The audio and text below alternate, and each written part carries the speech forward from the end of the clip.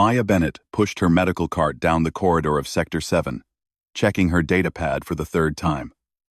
The veterinary wing of the Coalition base stretched out before her like a maze of metal and strange sounds. Alien creatures from 100 worlds lived here, each one serving in the galactic military. Most were smaller species used for reconnaissance or communication. Maya had treated them all during her 6 months on Kessera. But today, her supervisor, Lieutenant Gary Holmes, had given her a new assignment. "Just deliver the medication to Pen 42, he had said, barely looking up from his own work. "Leave it by the door and get out. Don't try to be a hero." Maya had nodded, not understanding why he seemed nervous. Now, walking past the regular animal pens toward the restricted zone, she was starting to figure it out. The walls here were thicker, reinforced. The doors had triple locks instead of simple latches. Warning signs in 6 languages covered every surface. Her datapad beeped. Pen 42 was just ahead on the left. She stopped at the massive door and looked up. The ceiling here was at least 50 feet high. Whatever lived inside needed serious space. Maya set down her cart and reached for the medication container. Her hand froze when she heard the sound. A low rumble, deep as thunder, came from behind the door. It vibrated through the floor and into her bones. Not a growl, exactly. More like breathing. Breathing from something very, very large. Maya swallowed hard. She placed the medication by the door like Gary had instructed. But as she turned to leave, she noticed something. The door panel showed Pen 43, not 42. She looked at her datapad again. Pen 42. She was at the wrong door. The real Pen 42 was across the hall. That door stood partially open. Maya grabbed her cart and crossed to the correct pen. She should have checked the panel first. Simple mistake. She pushed the door wider and stepped inside before she could think about it. The space was enormous. 50 yards across, with a ceiling that vanished into shadows. Rough stone covered the walls to make it look like a cave. Medical equipment lay scattered and broken in one corner. Food dishes sat untouched near the entrance. And in the center, filling most of the space, was a dragon. Maya had seen pictures of the Drakven species in her training materials. They were supposed to be magnificent, noble, the elite warriors of the Coalition forces. But those images had not prepared her for the reality. The dragon was easily 40 feet long from nose to tail. His scales were deep red, almost black in places, with gold patterns running down his spine. 4 legs thick as tree trunks ended in claws that could tear through steel. His wings, folded against his sides, looked powerful enough to create hurricanes. But that was where the magnificence ended. Scars covered every inch of his body. Deep gouges ran across his chest and neck. Burns marked his shoulders. Part of his left wing looked torn, healed badly, the membrane full of holes. His right eye was bright, amber, and alert. His left eye was clouded white, clearly blind. The dragon turned his massive head toward Maya, his good eye fixed on her with an intensity that made her breath catch. She should run. Every instinct screamed at her to back away slowly and seal the door. Gary had warned her. The signs had warned her. This creature was dangerous. But Maya did not move. She watched as the dragon shifted his weight, and she saw him flinch. His left rear leg did not touch the ground properly. He was limping. Badly. The medic in her took over before fear could stop her. "You are hurt," she said quietly. The dragon's head tilted slightly. His good eye narrowed. Maya set down her cart very slowly. She kept her movements small and calm, the way her grandmother had taught her to approach injured animals on their farm back on Earth. Never make sudden moves. Never show fear in your body language. Speak softly. I work in medical. She continued, taking one small step forward. I help animals. All kinds of animals. I can see your leg is bothering you. The dragon made a sound. Not a growl. Something between a snort and a rumble. He did not move toward her. He did not move away either. Maya took another step, then another. Her heart pounded so hard she could hear it in her ears, but she kept her breathing steady. "My name is Maya," she said. "I am from Earth. That is a planet very far from here. We have animals there, but nothing like you. You are beautiful." The dragon's head lowered slightly. Was he listening? Or preparing to attack? Maya was close enough now to see the details of his injuries. The leg wound was infected. She could see the swelling even from 10 feet away. The flesh around it was discolored. That explained the limp. That also explained why he was so aggressive. Pain made any creature dangerous. "That must hurt terribly," Maya said. She crouched down slowly, making herself smaller, less threatening. "If you let me, I can help. I have medicine on my cart. I can clean the wound and give you something for the pain." The dragon watched her. His breathing had changed. Slower now. His good eye studied her face. Maya reached behind her, found her medical bag, and pulled it forward without standing. She opened it carefully and removed antiseptic, bandages, and a scanner. She held them up so the dragon could see. "Just these things," she said. "Nothing that will hurt you. I promise." For a long moment, nothing happened. The dragon stared at her. Maya stared back. The whole galaxy seemed to hold its breath. Then, slowly, the dragon extended his injured leg forward. Just a few inches. But it was enough. Permission. Maya moved closer on her knees. She could feel the heat radiating from his body now. Smell the combination of smoke and something wild. Her hands shook slightly as she reached out.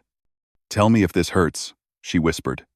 She touched the infected wound as gently as possible.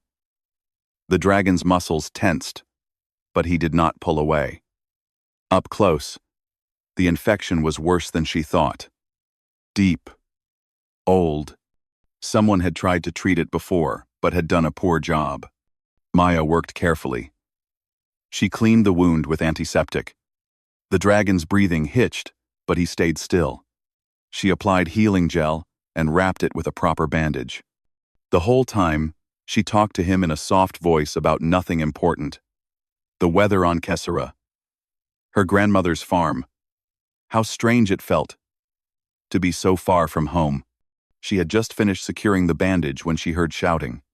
"Bennett! Get away from him!" Gary stood in the doorway with 4 armed guards. Their weapons were raised, pointed at the dragon. The dragon's head snapped up. His lips pulled back, showing teeth as long as knives. A growl built in his chest, deep and threatening. "No." Maya stood and stepped between the dragon and the guards. "Do not shoot. He is not attacking." "That is Zarthok," Gary said, his face pale. "He has thrown off every warrior who tried to bond with him. He put 3 soldiers in medical last month. Get away from him now." Maya looked back at the dragon. Zarthok. So he had a name. Zarthok was staring at the guards. His whole body had gone rigid, ready to fight. But Maya noticed something else. His injured leg was pulled back protectively. He was not preparing to attack. He was preparing to defend himself. "Please," Maya said to Gary. "Lower your weapons. You are scaring him." "Scaring him?" Gary looked at her like she had lost her mind. "He is in pain. He is frightened. Just give me 1 minute." Maya turned back to Zarthok. She placed one hand on his leg, just above the bandage. His scales were warm and surprisingly smooth. "They will not hurt you," she said quietly, looking up into his good eye. "I will not let them. But I have to go now. I will come back tomorrow. I will bring better medicine. I promise." Zarthok looked down at her. Something shifted in his expression. The tension in his body eased slightly. Maya stepped back slowly. She walked to her cart, gathered her supplies, and moved toward the door. The guards parted to let her through. As she left, she looked back one more time. Zarthok was still watching her. He had not moved, had not attacked. The door sealed behind her with a heavy thud. Maya returned the next morning, before her official shift began. She carried a bag of specialized medical supplies she had requested from the main veterinary stock. Gary had questioned her, but she had filled out all the proper forms. He could not say no. The guards at the restricted zone entrance looked surprised to see her. "You are going back in there?" one of them asked. His name was Collins, and he had kind eyes. "That dragon is dangerous, miss." "He is injured," Maya replied. "Injured animals need care." Collins exchanged glances with his partner, but did not stop her. They opened the door to Pen 42 and let her through. Zarthok was awake. He lay in the same position as yesterday, his massive body coiled in the center of the space. When Maya entered, his head lifted immediately. His good eye focused on her. Maya smiled. "Good morning. I told you I would come back." She set down her bag and pulled out fresh bandages and a stronger antibiotic cream. As she approached, Zarthok extended his injured leg without being asked. The gesture made something warm bloom in Maya's chest. "You remember," she said softly. "You trust me a little bit now." She unwrapped yesterday's bandage carefully. The wound looked slightly better. The swelling had gone down, but it would need many more treatments before it fully healed. While she worked, Maya talked. She told Zarthok about growing up on her grandmother's farm, how they had horses and cows and chickens, how Maya had always been the one to care for sick animals because she was patient and gentle. "The other kids thought I was strange," she said, applying the new medicine. "I was too quiet, too serious. I liked animals more than people." She laughed softly. "I guess that has not changed." Zarthok made a sound. Not a growl. Something softer, almost like a question. Maya looked up at him. "You understand me, don't you? More than people think." The dragon blinked, his good eye slowly. His breathing was calm and steady. Maya finished wrapping the bandage, but instead of leaving, she sat down on the floor near his leg. She had brought something else in her bag. A small music player her grandmother had given her before she left Earth. "Would you like to hear something?" she asked. "Music from my world?" She pressed play before Zarthok could respond. A soft melody filled the pen. An old lullaby her grandmother used to sing when Maya was small. The words were about stars and safety and home. Maya hummed along quietly. She had never been good at singing, but here, with no one to judge her, it felt natural. Zarthok's entire body relaxed. His wings, which had been held tight against his sides, loosened slightly. His head lowered until it rested on the ground near Maya, close enough that she could feel his breath, warm and steady. They stayed like that for a long time. The music played. Maya hummed. Zarthok listened. When the song ended, Maya spoke again. "Can I ask you something? Why did you let me help you? Everyone says you attack anyone who comes near." Zarthok lifted his head slightly. He looked at her with his good eye, and Maya felt like he was trying to tell her something important. "They hurt you, didn't they?" she said quietly. "Before. Someone hurt you very badly." The dragon's eye closed. A low sound rumbled from his chest, not threatening, sad. Maya reached out slowly and placed her hand on his snout. The scales were warm and surprisingly smooth. "I am sorry. Whatever happened, I am sorry." Zarthok did not pull away. He stayed perfectly still under her touch. A memory seemed to flash through Maya's mind. Though she did not understand how, she saw images. A battlefield filled with smoke and fire. A rider on Zarthok's back, shouting commands. Pain in Zarthok's wing as weapons tore through it. Being pushed beyond exhaustion, beyond injury. And then, when he could no longer fly, being cast aside, abandoned. Maya gasped and pulled her hand back. Did you just show me that? Zarthok opened his eye. He looked at her steadily. Your rider, Maya whispered. He used you until you broke. And then he left you. The dragon's breath came harder now. His claws scraped against the stone floor. Maya felt tears burn in her eyes. That is why you won't let anyone bond with you. You are not broken. You are protecting yourself. She moved closer, until she was sitting right next to his massive head. This close, she could see every scar, every old wound. Each one told a story of pain. I know what it feels like, she said, to be seen as less than you are. After my parents died, people looked at me different, like I was damaged, like I needed to be fixed. She wiped her eyes.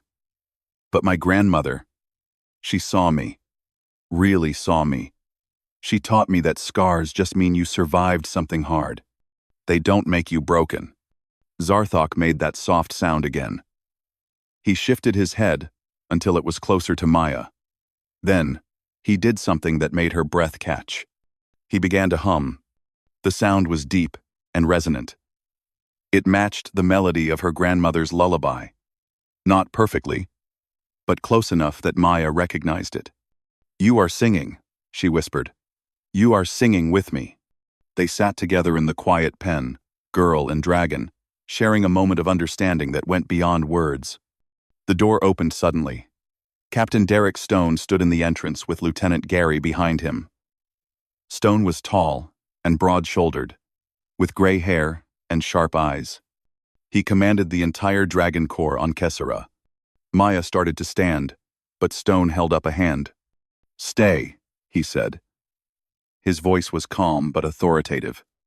He walked into the pen slowly, his eyes never leaving Zarthok. The dragon's body tensed, his head lifted away from Maya. A warning growl built in his throat. It is okay, Maya said quickly, placing her hand on Zarthok's leg. He is not here to hurt you. Stone stopped a respectful distance away. He studied Zarthok for a long moment, then looked at Maya. I have been watching the security feeds, Stone said. You have been coming here every day for a week now. Maya nodded. Yes, sir. Zarthok needs medical attention. His wounds were not healing properly. Zarthok has thrown off 5 trained warriors in the past year, Stone said. He sent one to intensive care. We were considering releasing him from service. He is not aggressive, Maya said firmly. He is in pain. When animals hurt, they defend themselves. Stone's expression softened slightly. You are a veterinary technician. 19 years old. No combat training. No flight experience. And yet you have done what our best warriors could not do. He paused. You have earned his trust. Maya looked at Zarthok. The dragon was watching Stone carefully, but he had not attacked. He had not even moved away from Maya. I did not try to dominate him, Maya said. I just tried to help him heal. Stone nodded slowly. The coalition is facing a serious threat. The Kryn swarm is moving toward our territory. We need every dragon rider we can field. He looked directly at Maya. Kryn swarm. Sire. I want you to bond with Zarthok. Officially. Become his rider. Maya's eyes went wide. What? No, sir. I am not a warrior. I am a medic. I don't know how to fight. We can teach you to fight, Stone said. But we cannot teach warriors what you already know. How to see past the scars. How to earn trust instead of demanding it. He glanced at Zarthok. This dragon was one of our finest. With the right rider, he could be again. Maya looked at Zarthok. The dragon looked back at her. I cannot make this decision for you, Stone said. But think about it. The galaxy needs defenders. Zarthok needs a rider who will value him. And I think you need a purpose. Stone turned and left the pen. Gary followed, looking worried. Maya sat in silence with Zarthok for a long time. Finally, she spoke. "What do you think? Should I try to be your rider?" Zarthok lowered his head until his snout touched her shoulder. Gentle. Careful. A gesture of affection from a creature who had not shown affection in years. Maya made her decision. Maya stood in Captain Stone's office 3 days later. Through the window behind his desk, she could see the training fields where dragon riders practiced aerial maneuvers. The dragons were beautiful in flight, twisting and turning through the sky with their riders secure on their backs. She could not imagine herself up there. "I will do it," Maya said. "I will try to become Zarthok's rider." Stone raised an eyebrow. "Conditions?" "I stay as his primary medical caretaker," Maya said. "No one else treats his wounds. And if he decides he does not want me as his rider, we stop. I will not force him." Stone considered this. Then he nodded. "Agreed. Training starts tomorrow. Report to Sergeant Lisa Morgan at dawn." Maya left the office with her stomach full of butterflies. What had she agreed to? She was a farm girl from Earth. She fixed broken wings and gave medicine to sick animals. She was not a warrior. But when she visited Zarthok that evening and told him what she had decided, the dragon touched his forehead to hers. The gesture was so gentle, so trusting, that Maya knew she had made the right choice. The next morning came too early. Maya arrived at the training field as the sun rose over Kasara's purple mountains. Sergeant Lisa Morgan was waiting. She was a compact woman with muscles like steel cables and a no-nonsense expression. "So you are the girl who thinks she can ride a war dragon," Lisa said, looking Maya up and down. "You do not look like much." "I am stronger than I look," Maya replied quietly. "We will see. Run 10 laps around the field.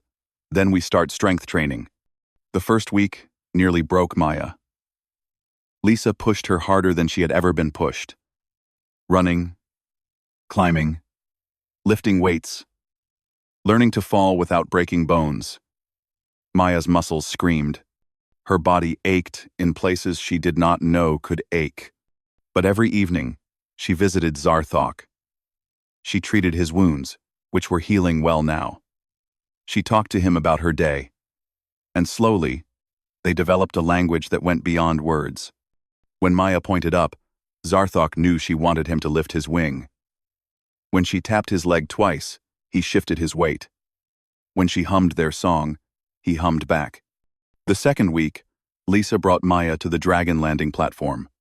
5 other riders were there with their dragons. They all stared when Maya arrived. One rider stepped forward. He was Drakven, the same species as Zarthok but smaller and younger. His scales were bright green and unmarked by scars.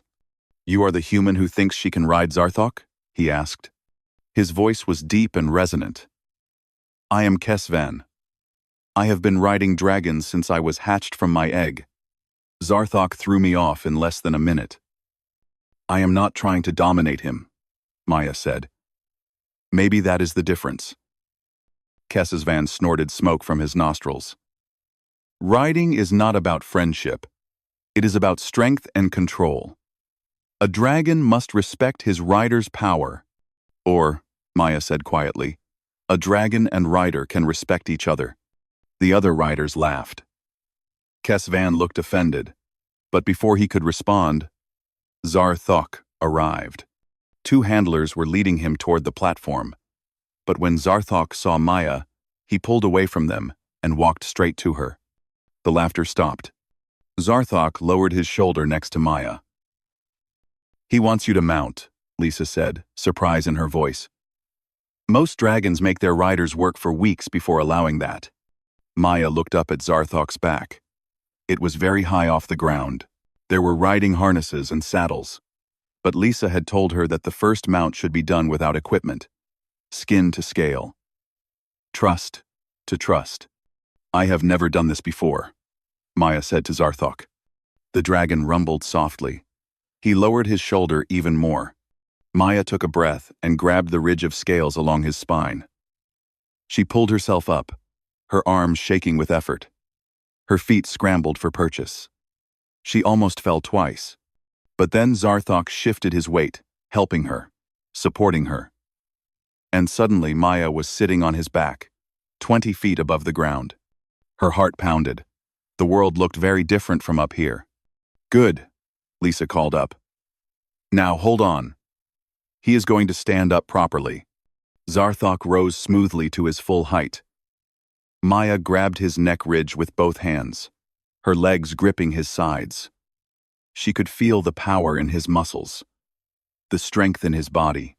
"How does it feel?" Lisa asked. "Terrifying," Maya admitted. "And amazing." Over the next 2 weeks, Maya learned the basics of riding. How to sit properly. How to lean with Zarthok's movements instead of against them. How to communicate through pressure from her legs and shifts in her weight. Zarthok was patient with her mistakes. When she gripped too hard, he waited for her to relax. When she leaned the wrong way, he adjusted to keep her safe. But they had not yet flown. "His wing," Lisa explained one evening. "The damaged one. We need to make sure it can handle the stress of flight with a rider." Maya examined the wing carefully. The tears had healed, but the membrane was thinner in places. Weaker. "Can you fly?" she asked Zarthok directly. The dragon extended both wings. The right one spread wide and perfect. The left one opened more slowly, and Maya could see the effort it took. But it opened. Zarthok looked at her with his good eye. He could fly. The question was whether he wanted to. Maya remembered the images he had shown her. The battles, the pain, the abandonment. "You do not have to do this," she said softly. "If you never want to fly again, I understand. We can find another way for you to serve. Or you can retire. I will fight for that if you want." Zarthok was quiet for a long moment. Then he did something that made Maya's breath catch. He knelt down, lowering his body to the ground. Then he looked at her and jerked his head toward his back. An invitation, a choice. Maya mounted without the handler's help this time. She had practiced enough that the movement was becoming natural. She settled into position on his shoulders, her hands finding their proper grip. "Are you sure?" she whispered. Zarthok stood. He walked to the edge of the platform. Below them, the training field spread out. Beyond that, open sky. Maya felt his muscles bunch, felt him take a deep breath. "Together," she said. "Whatever happens, we do it together." Zarthok launched himself off the platform. For one terrible second, they fell. The ground rushed up at them. Maya's stomach dropped. She heard herself scream. Then Zarthok's wings opened. Both of them. The left one shook with the strain, but it held. It caught the air. They were flying. The world dropped away beneath them. Wind whipped Maya's hair back from her face. Her scream turned into a laugh. Zarthok climbed higher, his wings beating with steady rhythm. The pain was still there. Maya could feel it through their bond, but so was joy. Joy at flying again, at being free, at being trusted. They soared over the training field. Below, Maya saw the other riders staring up at them. She saw Lisa with her hand shading her eyes, a smile on her face. She saw Captain Stone emerge from the command building to watch. Zarthok flew in a wide circle, testing his strength. His left wing tired quickly. Maya noticed. They could not fly for long periods yet. But they could fly. After 10 minutes, Zarthok descended back to the platform. His landing was a bit rough, favoring his good side, but they touched down safely. Maya slid off his back on trembling legs. She was shaking all over. Adrenaline and fear and excitement mixed together in her blood. Zarthok turned to look at her. For the first time since she had met him, she saw something in his expression that had been missing before. "Hope. You did it," she said, her voice thick with emotion. "You flew again." The dragon lowered his head and touched his forehead to hers.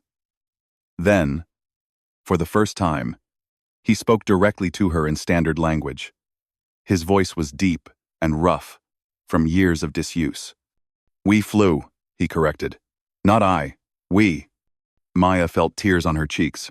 "Yes, we did." Captain Stone approached them. "That was good flying for a first attempt. But you have a long way to go before you are combat ready." He paused. "The bonding ceremony is scheduled for tomorrow night. If you are both ready." Maya looked at Zarthok. The dragon looked back. "We are ready," they said together. The bonding ceremony took place under Kessera's twin moons. The entire Dragon Corps gathered in the ceremonial grounds, a flat expanse of stone at the highest point of the base. Torches burned around the perimeter, casting dancing shadows. Maya wore the traditional rider's uniform. Dark, leather, fitted to her body, with protective plates at the shoulders and chest. It felt strange after weeks of wearing her simple medical scrubs.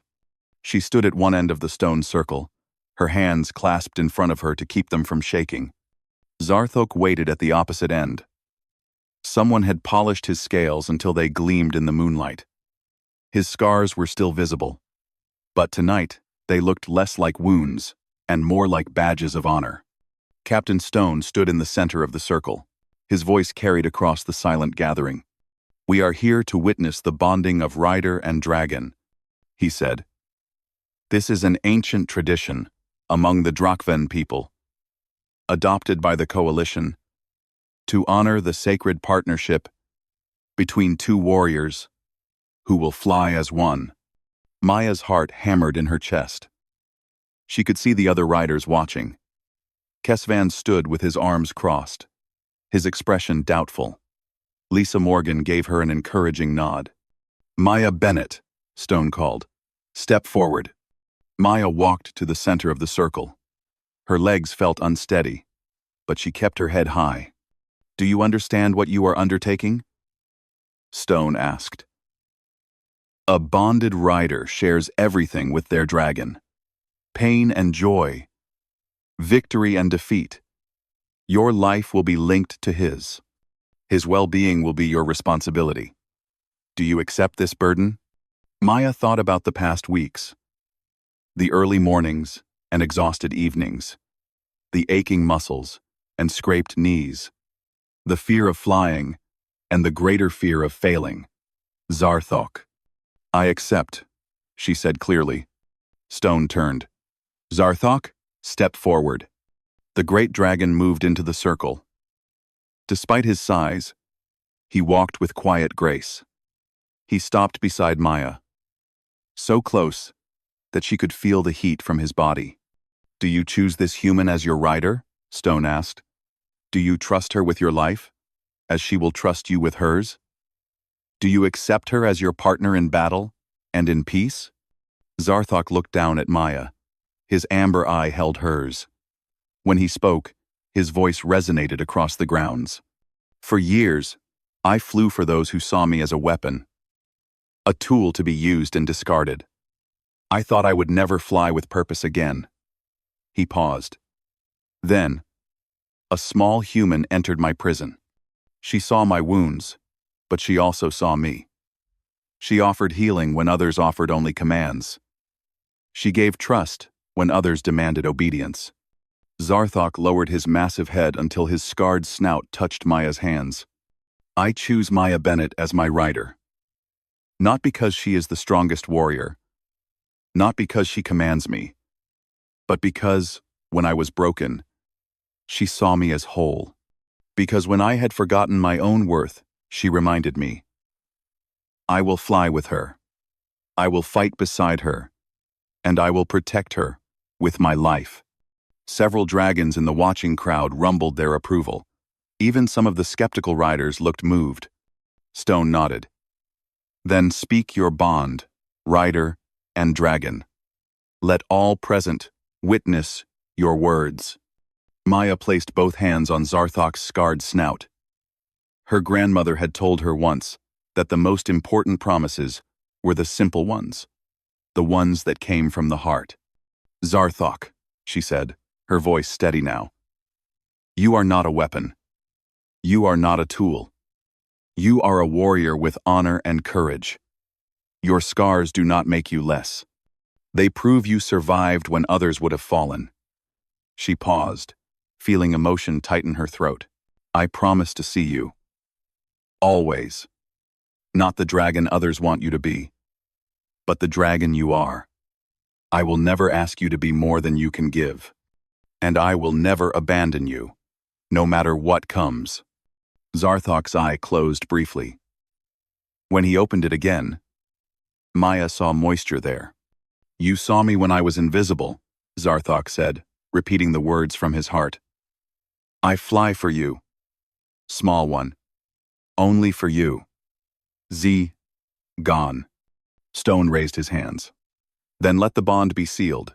You are now rider and dragon, joined in service to the coalition and to each other. The gathered crowd erupted in cheers and roars. Dragons raised their voices in harmony. Riders clapped and stamped their feet. Maya felt Zarthok's presence in her mind more clearly than ever before. It was like a door had opened between them. She could sense his emotions. His pain, yes, but also his determination. His fierce protectiveness, his growing affection for her. The celebration lasted late into the night. But Maya and Zarthok did not stay long. They slipped away to the quiet of his pen, which was now their shared quarters. How does it feel? Maya asked, sitting against his side. To be bonded again? Different. Zarthok rumbled. Before, the bond was about control. My rider commanded, and I obeyed. This feels like partnership. Maya smiled. That is because it is. They sat in comfortable silence until an alarm shattered the peace. The sound echoed across the entire base. Red emergency lights began flashing. Maya jumped to her feet. What is that? Zarthok's head snapped up, alert. Captain Stone's voice came over the communication system. All Dragon Corps personnel report immediately. The Kryn swarm has been detected entering Coalition space. They are attacking the civilian colony on Tellus 4. All riders prepare for immediate deployment. Maya's blood ran cold. The Kryn swarm. She had heard stories about them during her training. An insect species that traveled in massive numbers, consuming everything in their path. Ruthless. Deadly. We just bonded tonight, she said, her voice shaking. We are not ready for combat. Zarthok stood, his body tense. We may have no choice. They rushed to the deployment platform. Chaos surrounded them. Dragons were being fitted with combat harnesses. Riders checked weapons and communications equipment. Everyone moved with urgent purpose. Lisa Morgan grabbed Maya's arm. You need to suit up, full combat gear. Now. But I have barely finished basic training, Maya protested. There is no time, Lisa said. The colony has 3,000 civilians. The Kryn got past our outer defenses faster than expected. Every rider is needed. Maya looked at Zarthok. Through their new bond, she felt his readiness. But she also felt his concern for her. His fear that he might fail to protect her. I am terrified, Maya admitted to him. So am I, Zarthok replied. But we are together. That makes us stronger. Captain Stone appeared, already in full battle armor. Bennett, Zarthok, you are assigned to rear guard position. Stay with the main formation. Follow the lead rider's commands. Do not engage unless absolutely necessary. He looked at them both seriously. Your job is to survive your first combat and learn. Understood? Yes, sir, Maya said. Within minutes, she was strapped into Zarthok's combat saddle. It was more secure than the training harness, with leg braces and a safety line. A communications headset sat over her ears. A small weapon holster rested at her hip, though she barely knew how to use it. Around them, 20 other dragon and rider pairs prepared for launch. Kesvan flew past on his green dragon, giving Maya a sharp nod. Not friendly, but acknowledging her presence. Dragon Core, Stone's voice commanded through the headset. Launch. One by one, the dragons leaped from the platform and took flight. When Zarthok's turn came, Maya felt her stomach drop as they plunged toward the ground before his wings caught air. They climbed into the night sky, joining the formation. Below, Kasara grew smaller. Ahead, in the darkness of space, Maya could see flashes of light. Weapons, fire. The battle had already begun. Zarthok flew steady and strong, but Maya felt the strain in his damaged wing through their bond. He could not fly as long or as fast as the other dragons, but he could fly. That would have to be enough. Stay close to me. Kesvan's voice came through the headset. Watch the formation. Do not break ranks. Maya swallowed hard. Understood. They flew toward the battle. Toward the unknown. Toward Maya's first test as a dragon rider. And despite her fear, she felt something else too. Purpose. The approach to Tellus 4 took 20 minutes of hard flying. Maya's hands gripped the saddle so tightly her knuckles turned white. Through the darkness of space, she could see the moon ahead. Its surface, dotted with the lights of the civilian colony. But surrounding those lights were thousands of other lights. Moving lights. The Kryn swarm. By the stars, Maya whispered. The Kryn ships looked like insects, which made sense because the Kryn were insect-like creatures. Each ship was small, maybe twice the size of Zarthok, but there were hundreds of them. They moved in coordinated patterns, weaving around each other like a living cloud. All units, this is Stone. The captain's voice crackled through the headset. The evacuation shuttles are still loading civilians. Our job is to protect them until they can escape. Primary targets are any Kryn ships approaching the landing pads. Secondary targets are ships attacking our defensive positions. Formation Alpha. Execute. The Dragon Riders split into 3 groups. The experienced warriors took the center, driving straight toward the thickest concentration of Kryn ships. 2 flanking groups spread wide to intercept ships trying to circle around. Maya and Zarthok stayed with the rear guard, 5 other newer riders and their dragons. Their job was to watch for threats the main force missed. The first Kryn ship that came near them was fast. It zipped past the main formation and headed straight for the evacuation zone. Its weapons glowed bright green, charging for a shot. Incoming on our left, Kesvan called. His green dragon banked hard, breathing a stream of fire that caught the Kryn ship's wing. The ship spun out of control and crashed into Tellus 4's surface far from the colony. Good shot, Stone acknowledged. Rear guard, Titan formation. More breaking through. 3 more Kryn ships appeared, moving in a coordinated attack pattern. They were trying to flank the rear guard, get past them to the defenseless shuttles below. They are testing us, Zarthok rumbled. Maya felt his battle instincts waking up through their bond. He knew these tactics. He had fought in swarm battles before. What do we do? Maya asked.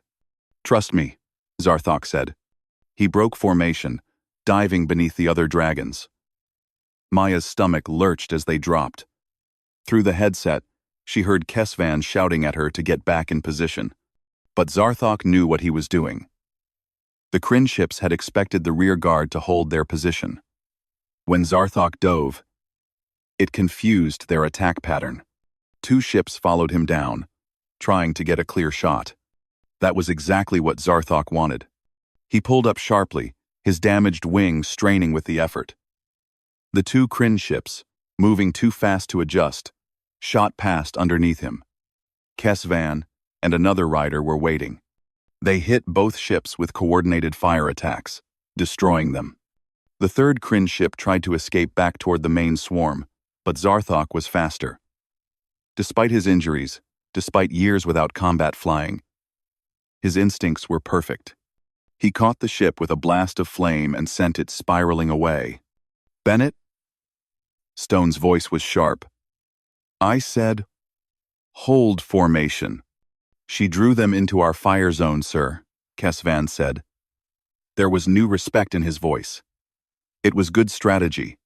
Maya barely heard the exchange. Her attention was fixed on the scene below.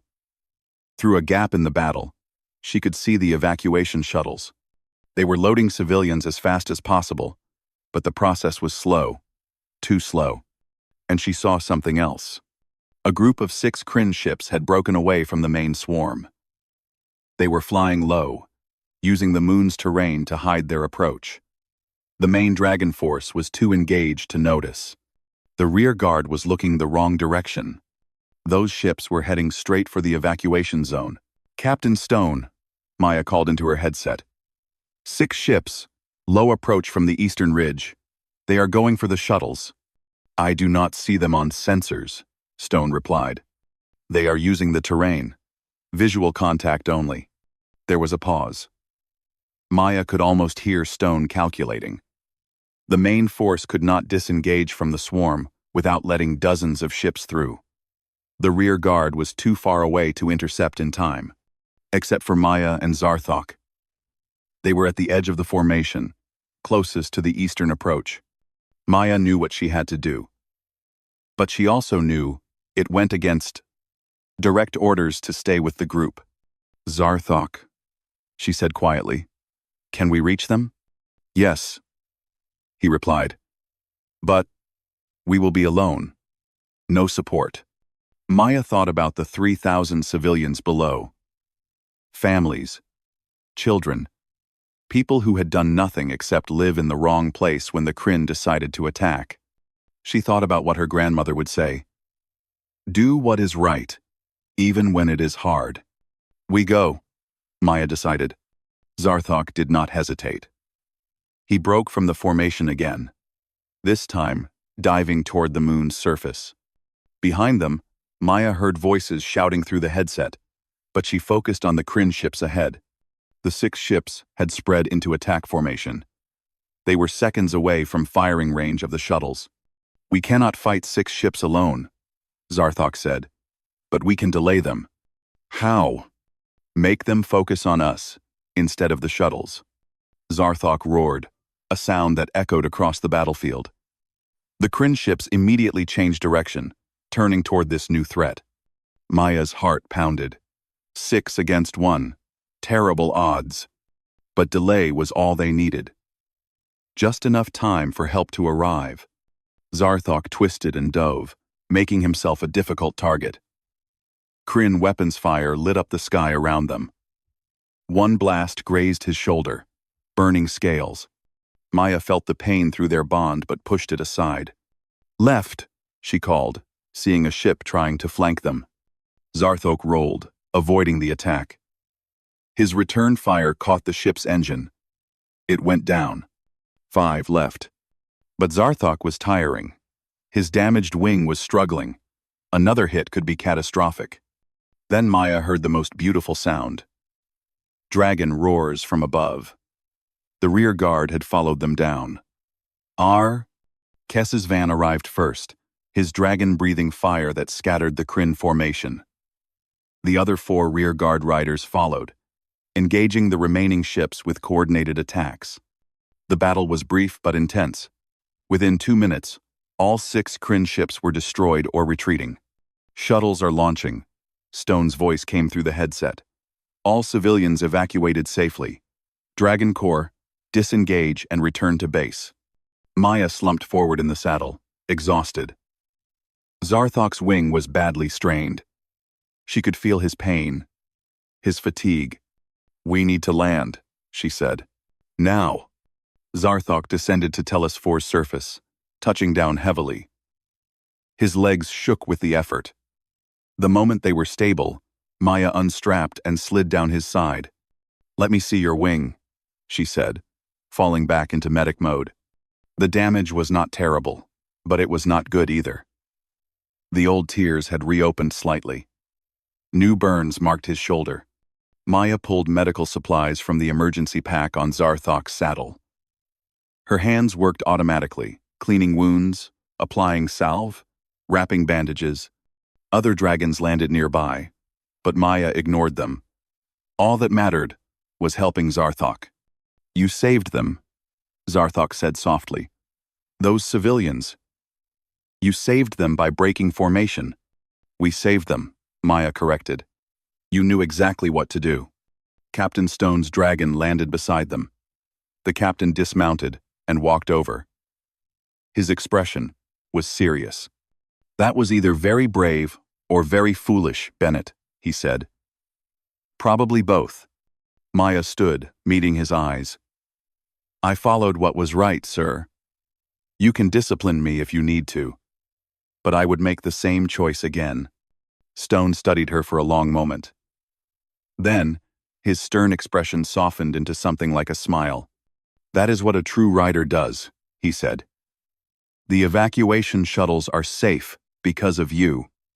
3,000 lives. He paused. The Coalition does not give medals for first battles, but if we did, you would earn one tonight.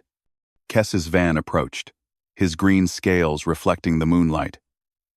He stopped in front of Maya and performed a traditional Drakven salute. One fist over his heart. I was wrong about you, human, he said. You have the heart of a warrior. It has been my honor to fly beside you. Maya felt tears prick her eyes, but she smiled. Thank you. The flight back to Kasara was slower. Zarthok needed to rest his wing frequently, but they made it home as dawn broke over the purple mountains. In their quarters, Maya finished treating Zarthok's wounds properly. The dragon watched her work with his amber eye. My wounds remain, he said quietly. They will always remain. Yes, Maya agreed, but they no longer define you. She placed her hand on his scarred snout. You are not broken, Zarthok. You never were. You were just waiting. Waiting for what? For someone who saw you as more than a weapon. As a partner. As a friend. Zarthok rumbled softly, the sound content and peaceful. And I was waiting for someone who understood that strength is not about never falling. It is about rising again. Maya leaned against his side, exhausted but satisfied. Through the window, she could see other riders preparing for morning patrol. Lisa Morgan waved at her. Even some of the Drakven warriors nodded in respect as they passed. She had come to Kasara as a quiet girl who liked animals more than people. Someone overlooked. Someone considered too gentle for military life. But she had found her purpose. Not in becoming something she was not, but in being exactly who she was. A healer who saw past scars. A friend who offered trust instead of demanding it. And Zarthok had found his purpose too. Not as a weapon to be used, but as a warrior who chose his own battles. Who flew, not because he was commanded, but because he wanted to protect those who could not protect themselves. Rest now, Maya whispered. Tomorrow, we will fly again. Together, Zarthok agreed. Always together. Outside, Kessera's sun climbed higher into the sky. Somewhere in the galaxy, new threats would emerge. New battles would need to be fought. But today, a scarred dragon and a quiet human girl had proven something important. That the greatest bonds are not forged through dominance, but through compassion. That true strength whispers instead of roars. And that sometimes, the ones the world overlooks are exactly the ones the world needs most. Their story was just beginning. Claude is AI and can make mistakes. Please double-check responses.